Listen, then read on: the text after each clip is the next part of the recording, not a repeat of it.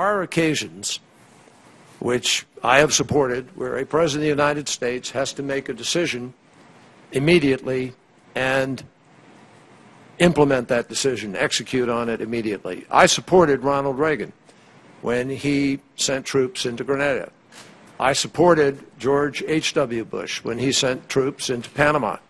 I supported President Clinton when, against the will of the Congress, he did what was needed to be done in Kosovo and Bosnia and so forth. And in this particular instance, I think the President behaved in that tradition. I would argue, though, that the Constitution really has no exceptions for when you're having a tough time or when people disagree with you, that you just go ahead and do it.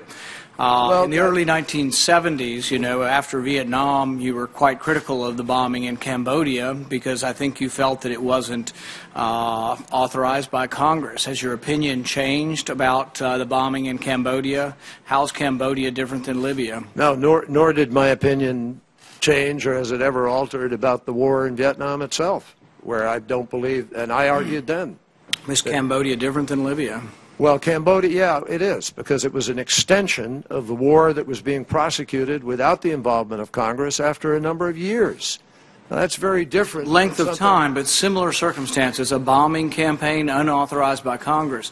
See, the Constitution really doesn't give this kind of latitude to sometimes go to war and sometimes not go to war. I thought Barack Obama was very explicit, and it's what I liked about him, frankly. People think, oh, you know, Rand Paul certainly didn't like anything about Barack Obama. I did like his forthrightness when he ran for office and said, no president should unilaterally go to war. The Constitution doesn't allow it. Well, I respect that. Look, you can be absolutist and apply it to every circumstance. The problem is it just doesn't work in some instances. When 10,000 people are about to be wiped out by a brutal dictator and you need to make a quick judgment about engagement, you certainly can't rely on a Congress that has proven itself unwilling to move after weeks and months sometimes. Do you think a UN resolution is sufficient to go to war? No. No, I think a UN resolution, when you say sufficient to go to war, I think a UN resolution is a necessary ingredient to provide the legal basis for military action in an emergency. It is not, by any means,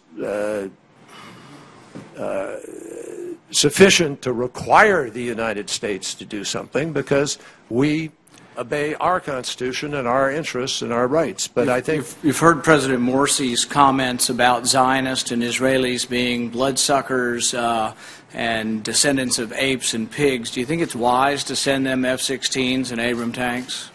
I think those comments are reprehensible, and those comments set back the possibilities of working towards mutual issues of mutual interest. They are degrading comments. They're unacceptable by anybody's standard, and I think they have to appropriately be apologized for. Now, they only understand strength. If you keep sending them weapons, they're not going to change their behavior. Let me just finish. President Morsi has issued 2 statements to clarify those comments. And we had a group of senators who met with him just the other day who spent a good part of their conversation in relatively heated discussion with him about it. But not everything, you know, this is always the complication in dealings in the international sector. Not everything lends itself to a simple clarity of black, white, this, that, every time. We have critical interests with Egypt. Critical interests with Egypt. Egypt has thus far supported and lived by the peace agreement with Israel. Israel and has taken steps to begin to deal with the problem of security in the Sinai. Those are vital to us and to our national interest and to the security of Israel. In addition to that, they have followed through on the promise to have an election. You know, but I know things are not black and white. But let me just, you know, they've had an election. They've had a constitutional process. There's another election that is coming up shortly for the lower house. the fact that sometimes other countries elect somebody that you don't completely agree with doesn't give us permission to walk away from their election. But this has been our problem with our foreign policy for decades, Republican and Democrat. We funded bin Laden. We funded the Mujahideen. We were in favor of radical jihad because they were the enemy of our enemy. We've done this so often. I see these weapons coming back to threaten Israel. I see support for Syrian rebels coming back to threaten Israel as well. I see problems with this. As you know, Senator, in any of the arms sales that the United States has ever engaged in that part of the world, there is always a measure, a test, which is applied with respect to a qualitative difference in any of those weapons with respect to Israel's defense and security. And we do not sell weapons and will not sell weapons that might upset that qualitative balance. Yeah, so we sell 20 F-16s to Egypt. We got to give 25 to Israel. Sounds like we're fueling an arms race. Why don't we just not give any weapons to Israel's enemies? That'd certainly save us a lot of money and might make it safer for Israel. Better yet, until we are at that moment where that might be achievable, maybe it'd be better to try to make peace.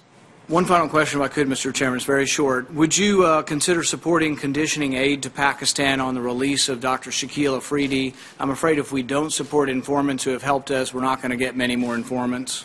Well, let me speak to that. First of all, I have talked directly to President Zardari, and I have talked directly to General Kayani about Dr. Afridi. And like most Americans, I find it, as you do, incomprehensible, if not repugnant, that somebody who helped to find Osama bin Laden is in jail in Pakistan. That bothers every American. That said, the Pakistanis make the argument that he didn't know what he was doing, that he didn't know who he was specifically targeting or what was happening. You think he knew he was helping Americans, though? Let me just finish. He clearly knew what he was doing in that because they also make the argument that he was doing that as a matter of regular course of business for him. Now, that said, that's no excuse. I'm simply explaining to you that rather than cut aid, which is a pretty dramatic, draconian, sledgehammer approach to a relationship that really has a lot of interests. You know, we have our ground line of communications, which is the military's complicated word for roads, that go to Afghanistan, and that route is critical to our supply of our troops. The word I used, though, is condition, not cut.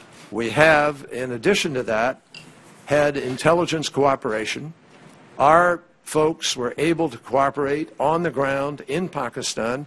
That's one of the ways we were able to get Osama bin Laden. I don't think the Pakistanis have frankly gotten credit sufficiently for the fact that they were helpful. It was their permissiveness in allowing our people to be there that helped us to be able to tie the knots that focused on that, to some degree. Not exclusively, obviously, but to some degree. In addition, they have lost some 6,000 people just in the last year in their efforts to go after terrorists. They've lost about 30,000 people over the course of the last several years because they've been willing to engage the insurgencies. And so, you know, there are things that the Pakistanis have done, as complicated as the relationship has been. Now, I think that I intend to raise the issue of Dr. Afridi with them. I can promise you that.